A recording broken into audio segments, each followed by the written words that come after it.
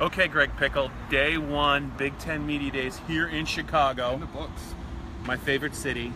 It's just about in the books. Penn State coach James Franklin and the players are supposed to meet with most of the media tomorrow, but we did see them. They're here. They had some radio obligations. We saw James, we saw Mike Gesicki, Marcus Allen, Jason Kabinda. James Franklin went to the Cubs game Sunday night, said he loved it, but he has no plans to sing "Take Me Out to the Ball Game" ever if asked. Penn State fans just know that. But even though Penn State wasn't really here for the majority of the media today, Greg, Saquon Barkley was not far from a lot of people's thoughts. He got asked.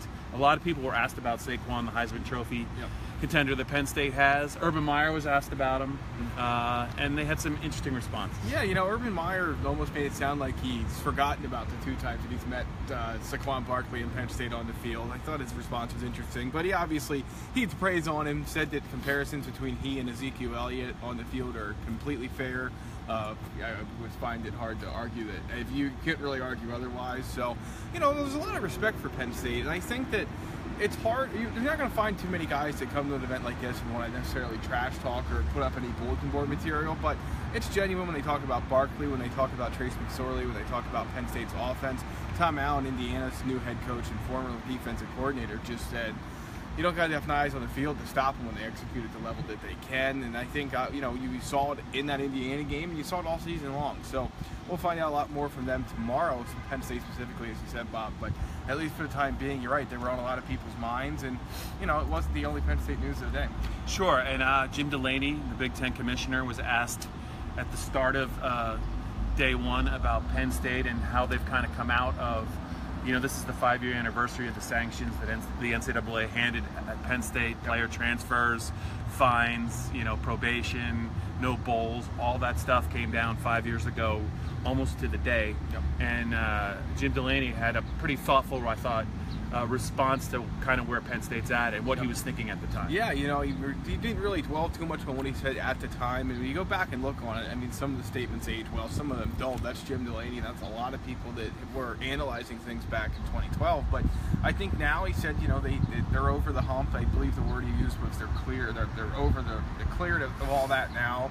He's happy that Penn State's a healthy football program and athletic department again, obviously. And yeah, I thought he struck the right chord. It was good that Mark Wilgenrich from Allentown was able to get that question in. And you know, good job, Wogie. Yeah, it was good. He scared me a little bit there. It was a little bit impromptu, but but yeah, I thought that his response was good.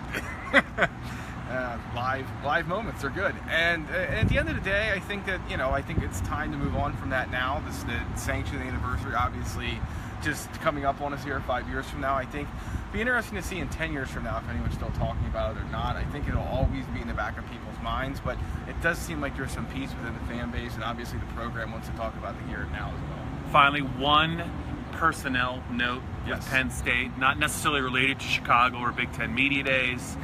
Joey Julius, the big toe, the Lower Dauphin grad, the walk-on, who was Penn State's kickoff specialist last season.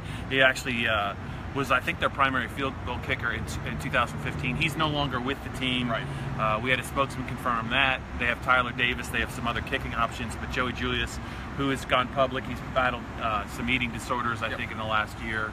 He's no longer with the line. Right, yeah, so we'll see what things, you know, hopefully are the best for him, and we're not sure. There's no other updates on him at this point in time, so we'll have to see. Obviously for Penn State, you'll probably see Tyler Davis handling both kickoff and field goal duties, which I don't think James Franklin really wants, but I don't know what options he has left, quite honestly. And I think that, you know, people wondering why Penn State took a recruiting scholarship kicker just over the weekend, Jake Pinniger from Iowa. People wondered why. I think it has something to do with Joey Julius not being on the roster, and I think the Lions just are looking for more options at that spot moving forward because Tyler Davis is going after this year as well. Greg Pickle, do you know what time it is? It is about 5 o'clock, I think. It's about time to go to the Billy Goat Tavern. That's was the correct answer. Yes.